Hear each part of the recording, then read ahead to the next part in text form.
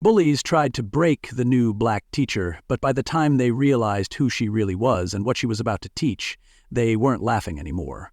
What started as mockery turned into silence, and what they thought was just a quota hire became the beginning of a school-wide reckoning.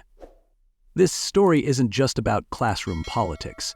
It's about what happens when underestimated people stop explaining themselves and start exposing everything. But first, leave a comment below to let us know where you are watching from, and if you like fascinating stories like this, don't forget to hit that subscribe button, because tomorrow we have another incredible story, and there are many surprises waiting for you in the next parts. Tyler Morrison didn't just smirk when Kesha Washington walked into room 301. He performed. "Look who they sent to educate us," he said, loud enough to echo. "I bet she's only here because of racial quotas." A few students snorted, others looked away, but the message was clear. This wasn't going to be a class. It was going to be a test. Kesha didn't react. She finished writing her name on the board, her back straight, her pace unbothered. But behind that stillness was a calculus happening fast. She was already reading the room the way a storm reads wind speed before it strikes. Because unlike Tyler, who thought the loudest kid always wins, Kesha had learned early that the one who watches first owns the ending. Madison Pierce, influencer in training, held her phone under her desk, filming, probably prepping a funny post for her private group chat. Meanwhile, Jessica Kumar rolled her eyes and muttered, "There's no way someone like her got here on merit." It was the same soundtrack Kesha had heard her entire life, sung with different voices but always the same chorus. Too black, too young, too confident. But Kesha didn't need to defend herself. She turned around, looked Tyler dead in the eye, and said in a voice that was soft but carried like thunder, "Tyler Morrison, right? Son of the guy who was investigated by the IRS last year?" His face shifted. Madison stopped filming. That's when the balance in the room tilted, and no one saw it coming. Kesha kept walking, slow and calm, calling out names and secrets. "Madison Pierce, daughter of the councilwoman who voted against the free lunch program? I wonder how your followers would feel about that." The air turned tight. Phones dropped into laps. Faces lost color. What she was doing wasn't revenge. It was calibration. She was resetting the room, not with threats, but with precision. And the thing is, she didn't need access to private files. People in power always leave trails. And Kesha? She had mastered the art of following the digital footprints of the privileged, without ever stepping out of line. By the time she made it back to the front of the class, no one was laughing. "Let's talk about Harper Lee's To Kill a Mockingbird," she said, her voice smooth but firm. "Can anyone explain why Atticus Finch is considered a hero?" Dead silence, not even a cough. "No one?" she asked, eyebrow raised. "What a surprise!" The irony stung, but she wasn't done. She opened her copy of the book and said, "Maybe it's because he defended an innocent black man when doing so could have cost him everything. But maybe it's also about how arrogance has always been the downfall of people who think they were born untouchable." She didn't look at Tyler when she said it. She didn't have to. Then came Tyler's last stand. "It's just an old book," he muttered, trying to find solid ground. "People like you always use stuff like that to try to guilt people like me." But Kesha cut in, still calm. "And people like you always underestimate how fast the rules can change when someone's done surviving and starts teaching." What Tyler, Madison, and Jessica didn't know, and what made this moment dangerous in all the right ways, was that Kesha hadn't come here to beg for validation. She came to test a theory she'd been developing since childhood, that privilege collapses when exposed to prepared resistance, and today was her control group. If you've ever been in a room where you weren't supposed to belong, if you've ever been laughed at, sized up, or talked over, then you already know what's at stake. You already understand that silence can be strategy, not surrender. Don't just listen to this story, carry it, share it. Because the moment Kesha Washington walked into that classroom, Something bigger than literature was being taught. Tap like if you've ever been underestimated. Comment if you've ever chosen quiet over rage and turned it into strategy. And subscribe, because what happens next will make every minute you've spent being dismissed feel like prelude. You're not just watching a teacher hold her ground. You're about to watch her change the curriculum of an entire system. By the next morning, room 301 had returned to its usual buzz, but something had shifted. Tyler, Madison, and Jessica were no longer laughing at the front of the room. They were planning, and this time the humiliation wouldn't come through open insults. It would come through social currency, that toxic game teenagers play where ridicule becomes performance and the internet becomes judge, jury, and executioner. Madison launched a private Instagram group called DEI Disaster, where she posted zoomed-in shots of Kesha grading tests. Captions mocked her handwriting, her calculator use, even her shoes. Jessica, ever the academic sniper, began raising her hand not to learn, but to trap. "Ms. Washington," she said during Tuesday's discussion, "isn't Atticus Finch just another example of the white savior complex? Doesn't teaching this kind of literature reinforce outdated racial hierarchies?" It was the kind of bait that worked on lesser teachers. But Kesha didn't flinch. She smiled like someone who'd rehearsed for this exact moment. "Excellent question," she replied, her tone surgical. "That leads us directly into Toni Morrison's work on racialized gaze and ownership in American literature. Shall we explore it?" The class went still. Jessica nodded, unsure. What followed was a 20-minute masterclass that tied post-colonial theory, narrative framing, and curriculum politics into a single, uninterrupted arc of brilliance. Jessica couldn't even respond, and that silence? That was Kesha's real power.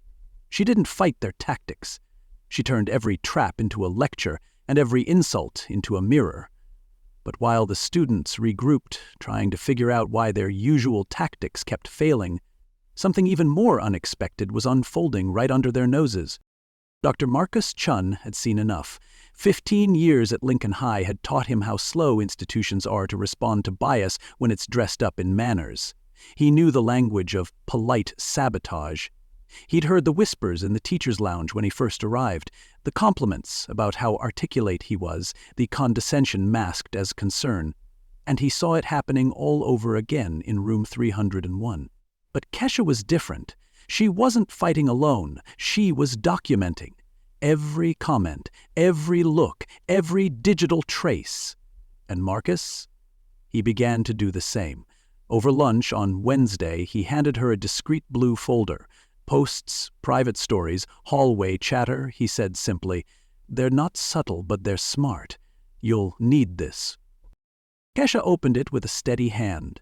Screenshots of Madison's posts, transcripts of conversations, even WhatsApp messages between students coordinating digital harassment. She flipped through the pages with a calm intensity. "You've been listening," she said quietly. "I've been watching," Marcus replied. Kesha's gratitude was wordless, not because she lacked the words, but because when you've spent your life under attack, solidarity speaks louder than any thank you. She didn't cry. She didn't even pause. She closed the folder, slid it into her bag, and smiled. Not from joy, but from confirmation. The attacks weren't her imagination, and now they were evidence. Admissible, traceable, and ready to be used. Tyler, in the meantime, had shifted strategies. When subtle degradation failed, he opted for sabotage disguised as humor. He edited a video of Kesha's lecture, added cartoon music in the background, and uploaded it to the school's TikTok account. In less than 2 hours, it had 847 views. Comments ranged from, "Who hired this clown?" to "DI equals definitely inexperienced." It was cruel, but more importantly, it was stupid. Because what Tyler didn't know was that every post from a school account could be traced, and even more dangerous, every comment could be screenshot by someone he would never suspect, because Marcus wasn't the only one watching now. Kesha's network extended beyond Lincoln High. College professors, diversity advocates, and even journalists were quietly looped into her digital paper trail, and with each insult they hurled, she built a stronger platform. This wasn't about revenge. This was about redefining defense. Kesha had been underestimated, yes, but not because she was weak, because she never showed all her tools at once. And now she was done playing nice. She wasn't reacting, she was recording.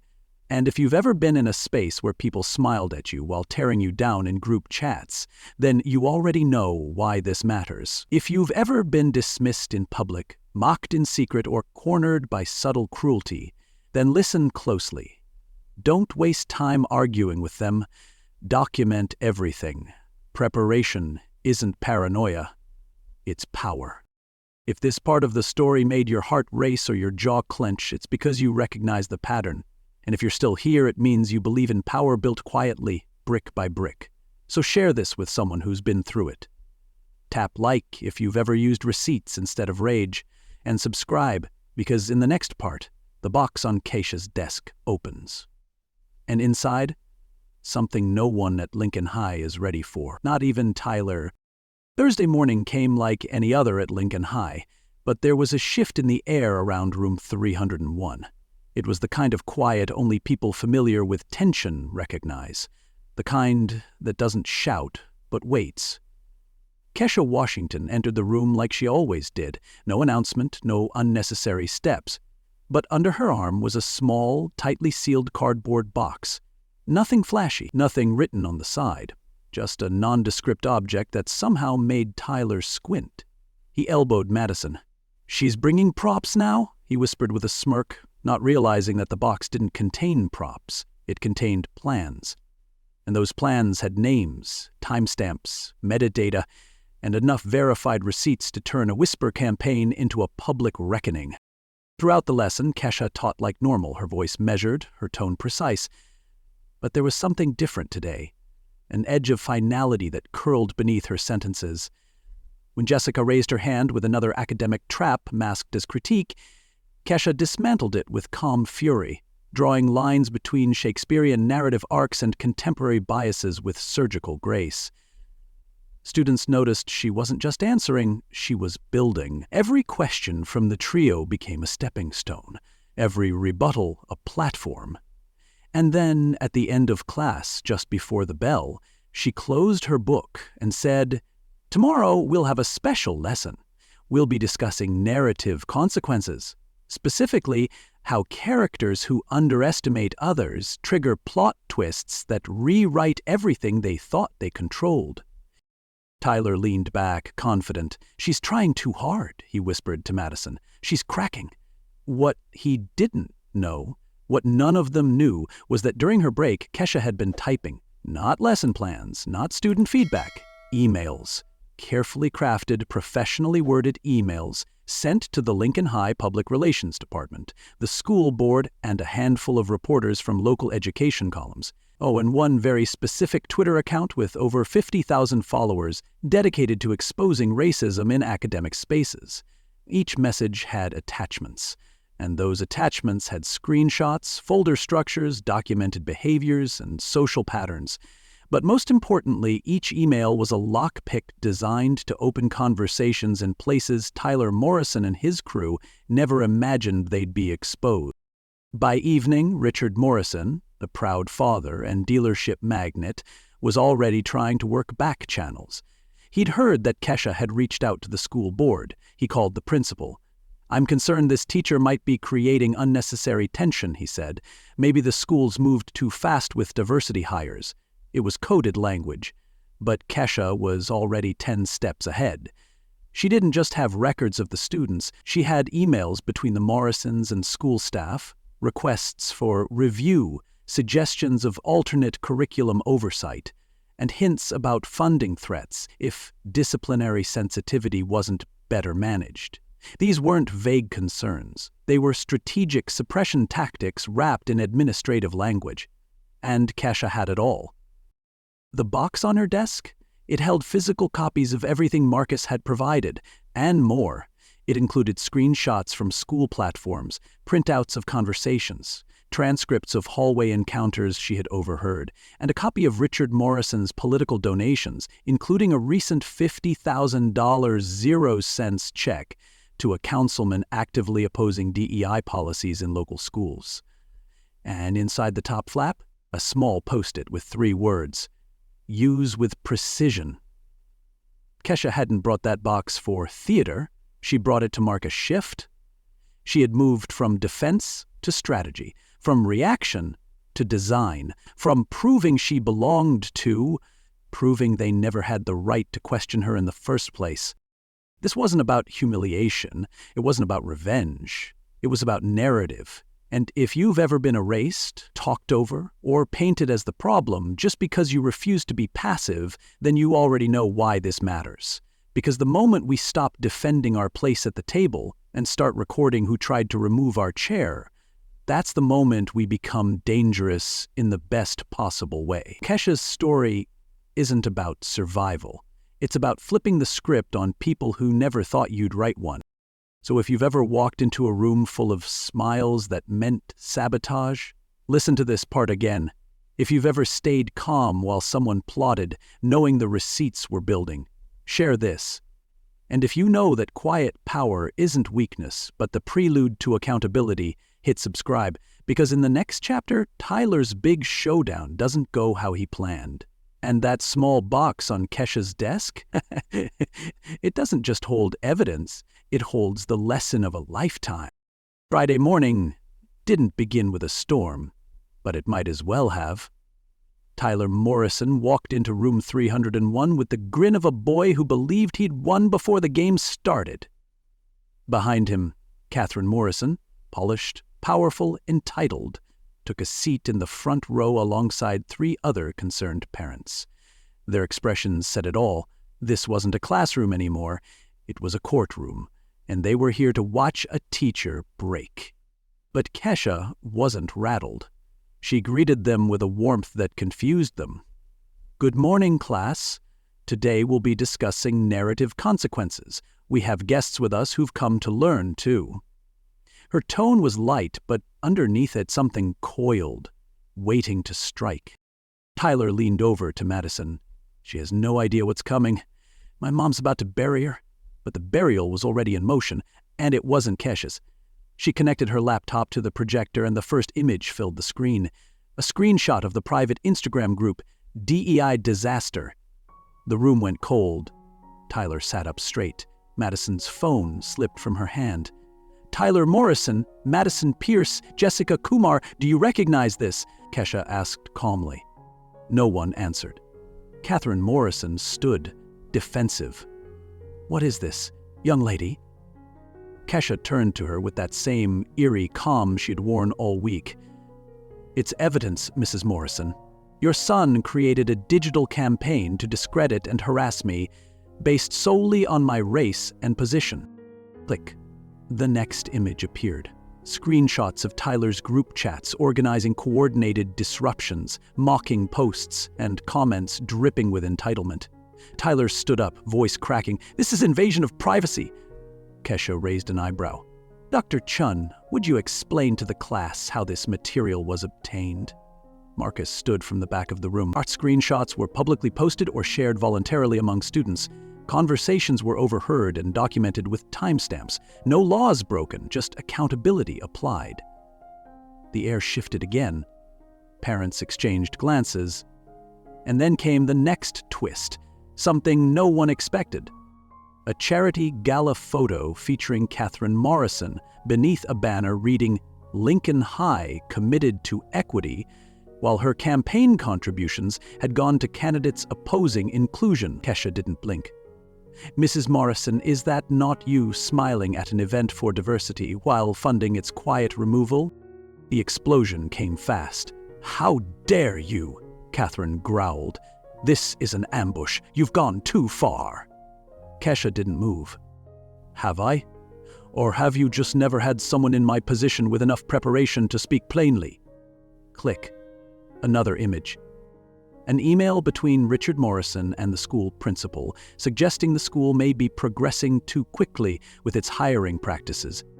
Tyler's face turned ash white. "That's a private email," he shouted. But Kesha wasn't done. "You want to talk private? Let's go public." She clicked again. The front page of that morning's paper appeared on screen. Morrison Auto under federal investigation for tax evasion.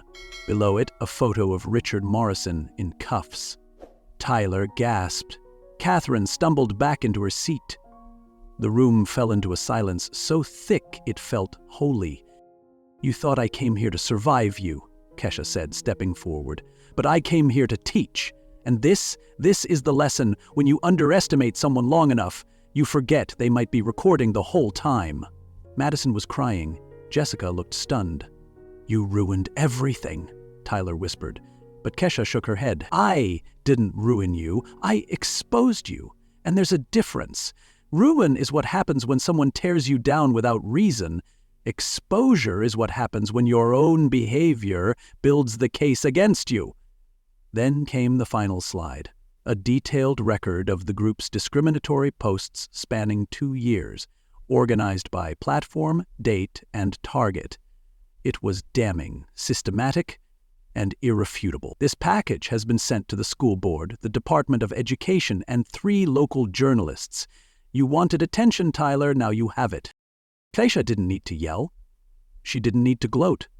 She simply stood in her truth, armed with evidence, and let the weight of facts do the crushing. The school issued immediate suspensions pending investigation. The parents were escorted out by administration. Tyler, head in his hands, whispered, "I didn't know it would go this far."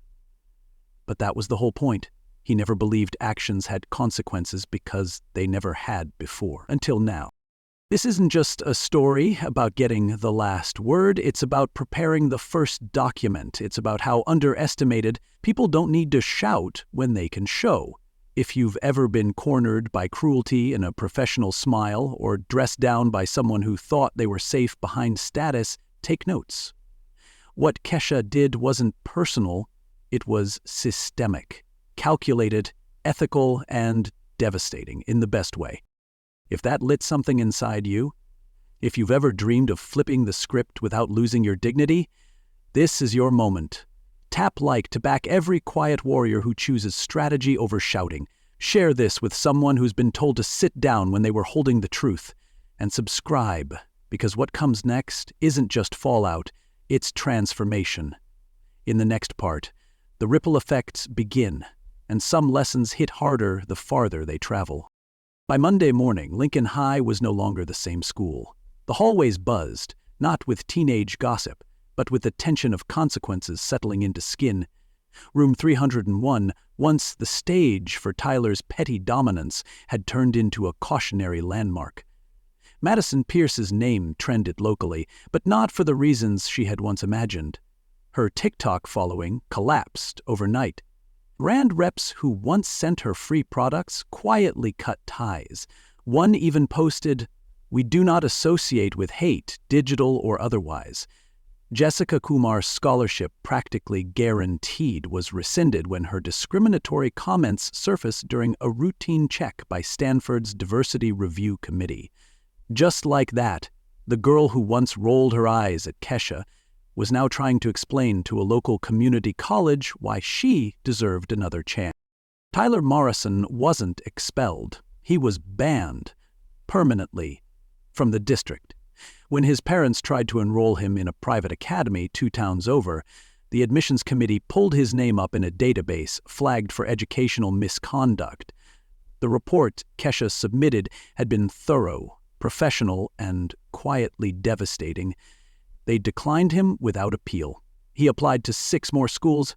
Each one turned him down. On his 7th attempt, now at a rural community school far outside his usual orbit, the admissions officer paused mid-interview. "You're Tyler Morrison?" she asked. He nodded, small now. "This won't be easy." Documented discriminatory behavior is a long shadow to outrun. That officer, Mrs. Patterson, happened to be a 50-year-old black woman who knew his story inside out. But growth is possible. The question is, are you ready to change or just desperate to escape the past?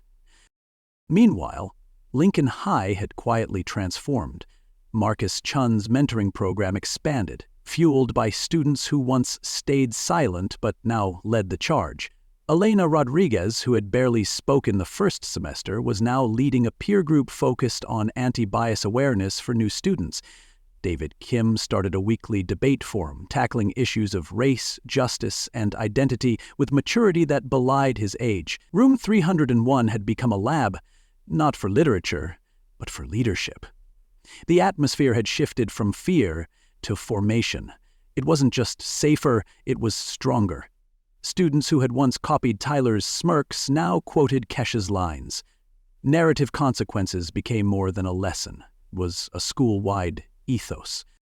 And then came the ripple Kesha never saw coming. 3 schools in the district requested copies of her classroom protocol. By the end of the month, 34 schools had implemented versions of what they began calling the Washington Method, evidence-based documentation paired with restorative accountability. Discipline reports dropped. Teacher resignations slowed. Parent complaints turned into requests for workshops, and somewhere between the press interviews and the pilot programs, a small documentary crew began following the Lincoln High story. Originally meant as a classroom feature, the film ended up being nominated for an Emmy under Best Educational Documentary.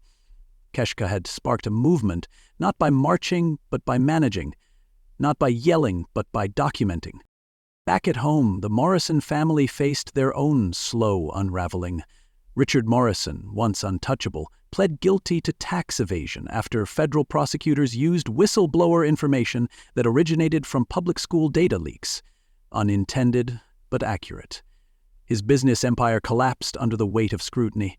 Catherine sold the mansion. She now lived in a modest 2-bedroom near the edge of town.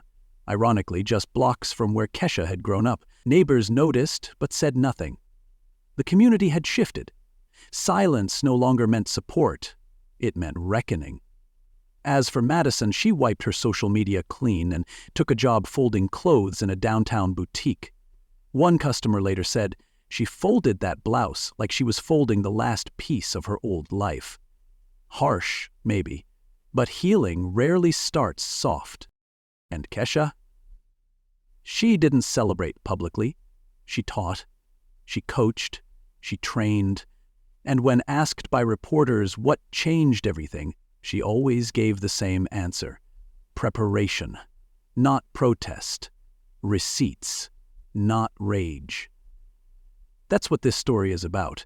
It's not just about takedowns or teachable moments. It's about the power of composure. The courage to be strategic when rage would feel easier, and the brilliance of turning systemic injustice into structural transformation, quietly, persistently, and permanently. If you've ever questioned whether keeping records mattered, or whether staying calm under pressure was weakness, this part of the story is your answer. The world doesn't always reward anger, but it respects documentation. It changes when pressure is applied with purpose. So share this if you've ever stood alone and kept your head. Tap like if you've ever held the truth while others mocked your silence. And subscribe because in the next part, Kesha doesn't just rewrite the classrooms, she steps into the national spotlight and carries every silent fighter with her. 6 months later, Kesha Washington stood in front of a national audience, not in a classroom, but on the set of America's Wake Up, answering questions about her best-selling book, Confronting Prejudice, a practical guide for educators. She wore a modest blazer, a subtle gold pin from the National Foundation for Inclusive Education glinting on her collar. Her voice was steady, but her words cut with the same quiet force that had dismantled the Morrison dynasty. I grew up learning that the best defense against injustice isn't shouting, it's preparation. When you document patterns, you're not seeking revenge, you're building frameworks for transformation. The numbers appeared on screen behind her like a final grade written in permanent ink. An 89% reduction in racial bullying at Lincoln High. A 156% increase in minority enrollment in advanced classes. 34 schools now using her method. 0 cases of discrimination reported that semester. But what startled even her was the reach beyond her hometown. Universities adding her case to their education curriculum, 2 states drafting legislation based on her protocol, and a short documentary, nominated for an Emmy, now being used in teacher training nationwide. A movement born from humiliation had sparked national reform. And yet, Kesha's eyes weren't on the accolades. They were always on the next blind spot the system had missed. Back in her office one morning, between meetings and press requests, Kesha received a message on LinkedIn. It was short, hesitant, from someone she hadn't thought of in months. "Ms. Washington," the message began, "I know, I don't deserve your time, but I've been in therapy for 4 months. I've been volunteering at a community center that serves mostly immigrant kids. You didn't just expose me. You educated me. It took 2 years, but I finally understand. Thank you for not returning hate for hate. Your lesson was painful, but necessary." The sender? Tyler Morrison. And Kesha, reading it, didn't feel satisfaction. She felt clarity. Some lessons bloom late. Some minds don't grow until they're scorched. But the seed had been planted, and sometimes that's enough. Kesha responded not to absolve, but to affirm a truth often overlooked. Accountability is the starting line, not the finish. Growth means doing the work even after the spotlight moves on. Keep going, not for me, but for everyone you'll meet from now on. It wasn't forgiveness, it was alignment, because real justice doesn't always mean punishment. Sometimes it means building a system that no longer lets cruelty slip by, unrecorded. The Washington Protocol had become more than a method. It was a movement, a shift, a new language for classrooms long silenced by fear and favoritism. Outside her window, Kesha could see the skyline of a city where she had once been told to shrink. Now, from her seat as Regional Director of Inclusive Education, she oversaw initiatives that reached over 100 schools across the region. But the power didn't come from the title. It came from what she chose to do with it. When the invitation came to speak before Congress on proposed federal anti-bullying legislation, she didn't hesitate. She knew every word she said would echo not just through politics, but through classrooms, cafeterias, and whispered hallways where kids still feared speaking up.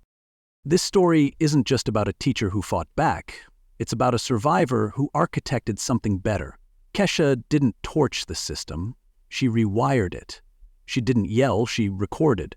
She didn't retaliate, she restructured. If you've ever carried your truth like a weight, wondering if it would ever matter, this story is proof that it does. That silence isn't always surrender.